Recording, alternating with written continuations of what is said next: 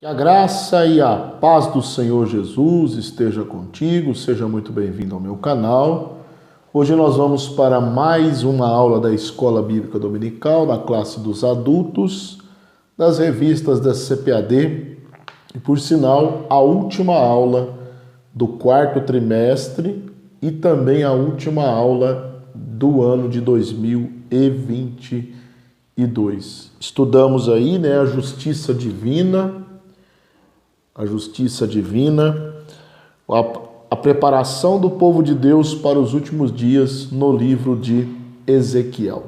Estudamos já 12 lições abençoadíssimas e hoje nós vamos para a última lição, que tem por título O Senhor está ali.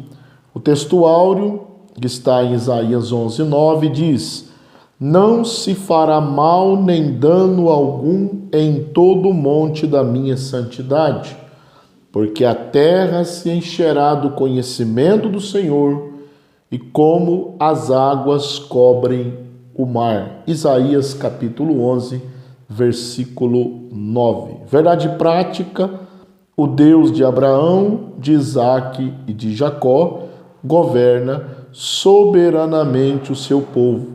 Ele está no meio do seu povo.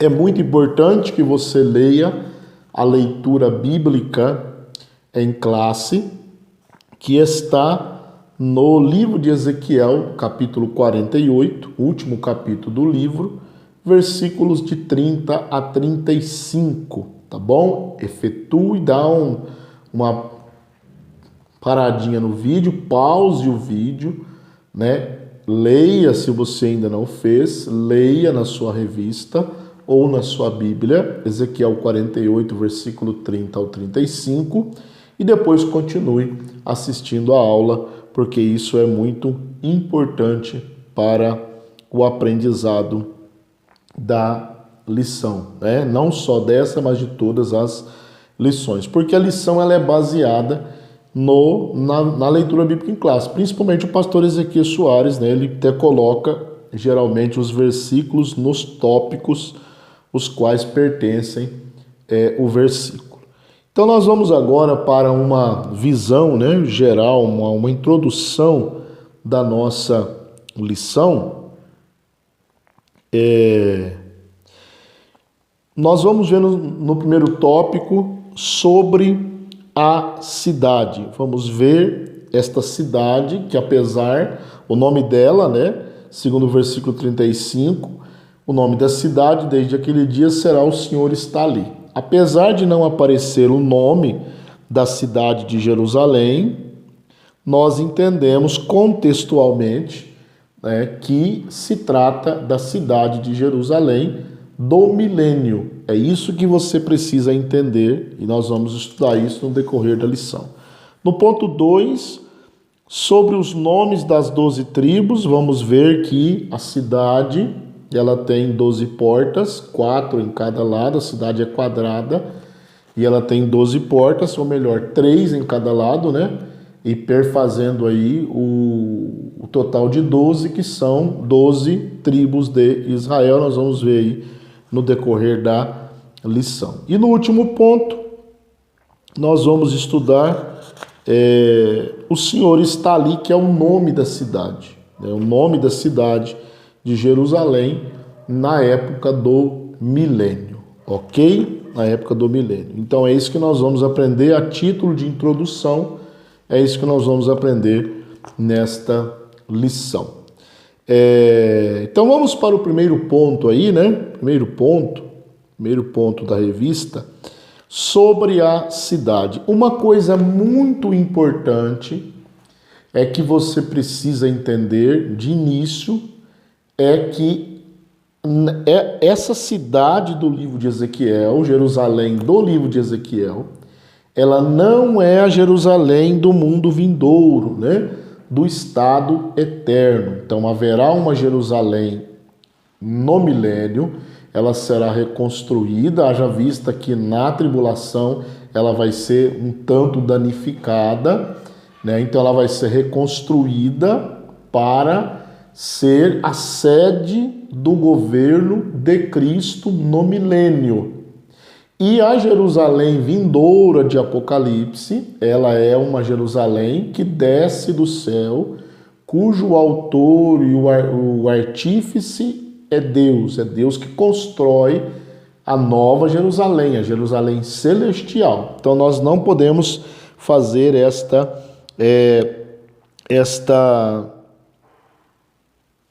nós vamos fazer essa diferenciação, melhor dizendo, né? Então, subtópico 1, e estas são as saídas da cidade. A palavra saídas aí, né? Na verdade, ela significa extremidades. Então, quando você lê na Bíblia tradução brasileira, né? Uma Bíblia muito pouco usada, mas uma tradução muito boa, traz extremidade. Então aí no versículo 3, no versículo 30, e estas são as saídas da cidade, desde a banda do norte, 4.500 medidas.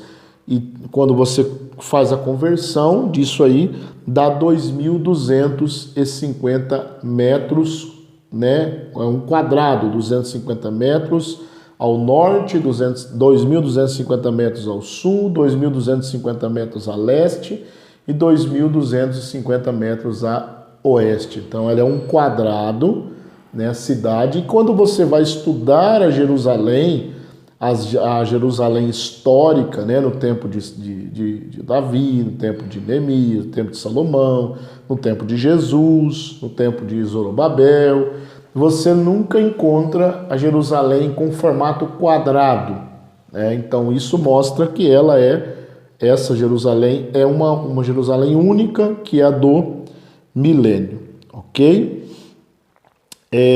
O subtópico 2, o formato da cidade. Então, a descrição da cidade de Ezequiel revela ser ela quadrada. Então, ela é quadrada, 2.250 metros de cada lado.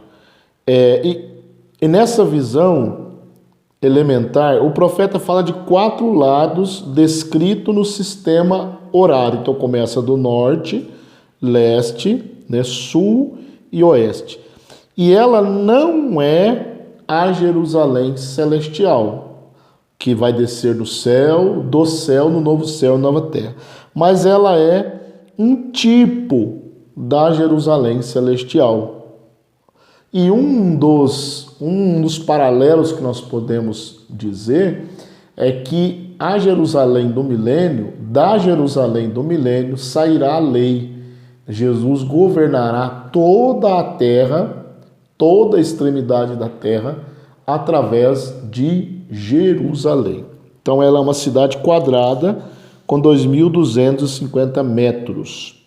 E ela tem 12 portas. Então, quando você olha o versículo 31 a 34, ela tem 12 portas. Agora, a Jerusalém histórica, né, do período de Ezequiel, lembrando que Ezequiel, ele viveu num período histórico, porque ele é um profeta literal, um ser humano, ele tem que ter vivido em um período histórico. E Jeremias, né, foi contemporâneo de Ezequiel. Então Ezequiel está na Babilônia, Jeremias está em Jerusalém. A Jerusalém histórica do tempo de Ezequiel e Neemias possuía somente 6 portas, né? A porta do povo, a porta do sol, a porta de Benjamim, a porta da esquina, a porta dos cavalos, né? A porta do meio e uma porta chamada Entre os Muros, ok? Então, note a diferença, por quê? Porque a Jerusalém do milênio, ela tem 12 portas, ok? Então, olhemos aí no versículo 31, e as portas da cidade serão conforme os nomes das tribos de Israel. 3 portas para o norte, a porta de Ruben, a porta de Judá, a porta de Levi, né, outra. Da banda do oriente, mais 3 portas. Da banda do sul, mais 3 portas. E da banda do ocidente, mais 3 portas. Ou seja, 12 portas ao contrário da Jerusalém histórica, né? No contexto histórico de Ezequiel e Jeremias, que só tinha 6 portas. E o subtópico 4, origem do formato e das portas. E o autor aqui, o pastor Ezequiel Soares, ele coloca da seguinte maneira: apesar de ser literal e pela descrição da cidade, ela é uma figura da Nova Jerusalém, cujo arquiteto e construtor é o próprio Deus. Então, a Jerusalém, quando você lê Hebreus capítulo 11, vamos ler aqui rapidinho, Hebreus capítulo 11, Hebreus capítulo 11, versículo de número 10, diz assim: porque esperava a cidade que tem fundamentos, da qual o artífice e construtor é Deus. Então, a cidade que tem fundamentos, da qual o artífice e construtor é Deus, é a Nova Jerusalém, a Jerusalém celestial. Então, o arquiteto, o formato dessa Jerusalém celestial é Deus. E como Deus está no controle de todas as coisas, a origem da Jerusalém do milênio também está em Deus, né? Deus mostra para Ezequiel esta visão, porque já é um plano dele ter essa Jerusalém do milênio, e com 12 portas também, né, vindo da vontade de Deus. É Deus que quer que essa cidade seja desta maneira. Ok? Terminamos então esse primeiro ponto. Vamos para o segundo, sobre os nomes das tribos de Israel.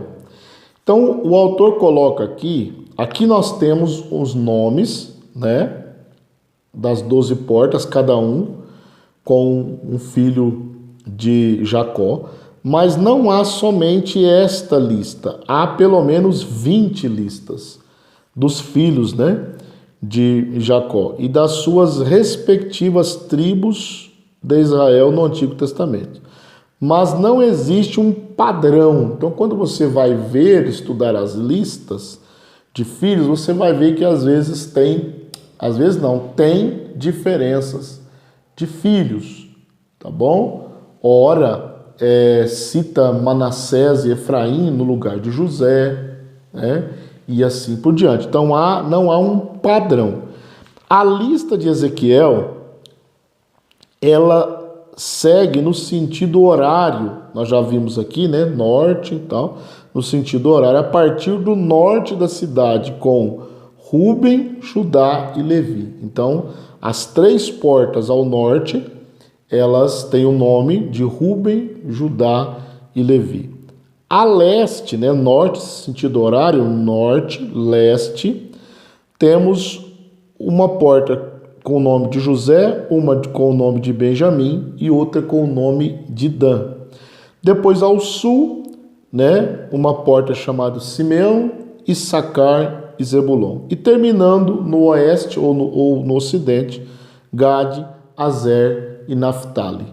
Então nós temos aí as 12 tribos, lembrando que há cerca de 20 listas, né, dos nomes dos filhos de Israel, e também em Ezequiel tem uma em específico. Cada nome citado aqui está em uma porta da cidade. 12 portas, cidade quadrática, né? 2.250 quilômetros de cada lado, com 12 portas, 3 portas em cada lado, e com esses nomes que nós citamos aqui, ok? E aí o subtópico 2, critério da ordem dos nomes, né?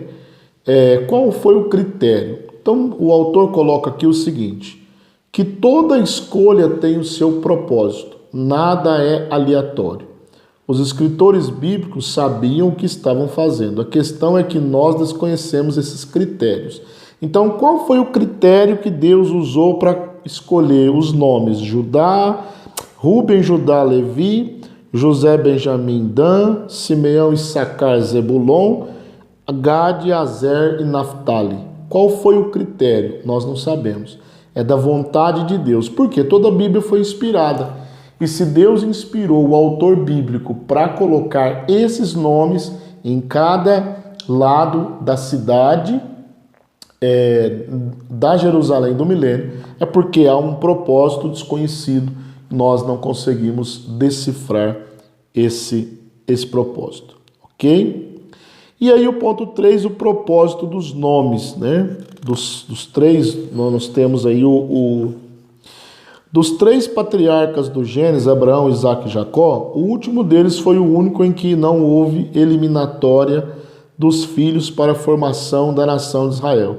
De Abraão, o filho escolhido foi Isaque, de Isaque, o filho escolhido foi Jacó, e de Jacó foram todos incluídos na nação escolhida. Um exemplo, de Abraão havia Ismael e havia Isaque, e também Abraão teve outros filhos, né? Teve filhos com Quetura, né? Uma outra esposa que ele teve, mas eles foram eliminados, só sobrou Isaque. De Isaque teve Esaú e Jacó, e Esaú foi eliminado, que vocês conhecem a história.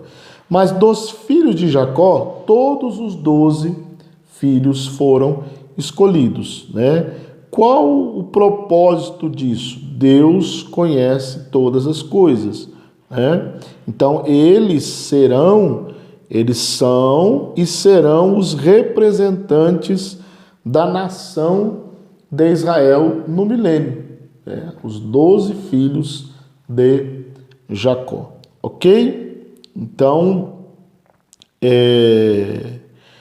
o propósito, né? Tem até aqui uma parte que no final desse ponto diz assim: o nome nas 12 portas de Jerusalém, da Jerusalém milenial, bem como na Nova Jerusalém, porque na Nova Jerusalém também tem 12 portas com o nome dos filhos de Israel. A diferença é que o muro da cidade celestial, ela tem 12 fundamentos com o nome dos 12 apóstolos, que não há nesta cidade do milênio. Então, qual que é o propósito?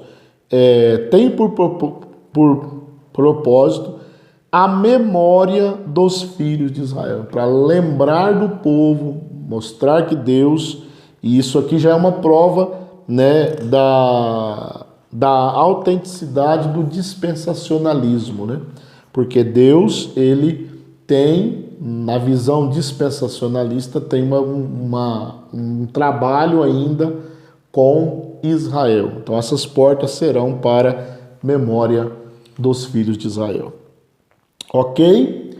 Então, ponto 3, o Senhor está ali. Então, esse é o nome da cidade, né? Jeová Shammah, ou Javé Samá no português, né?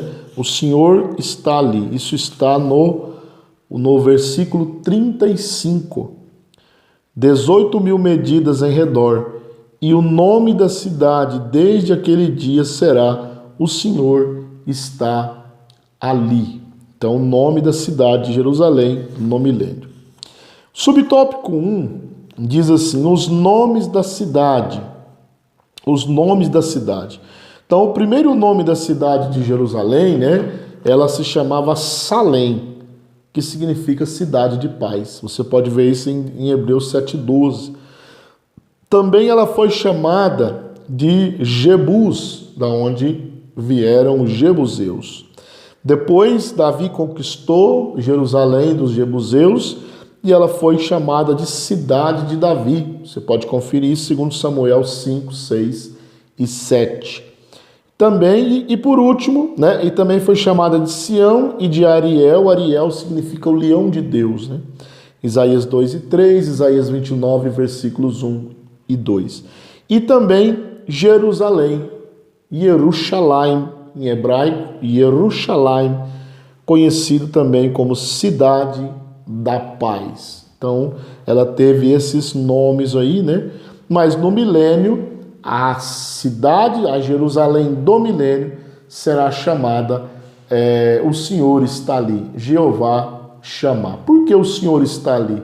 porque vai se cumprir o desejo de Deus de habitar no meio do seu povo. Deus vai estar habitando ali no meio do seu povo, nessa Jerusalém do milênio.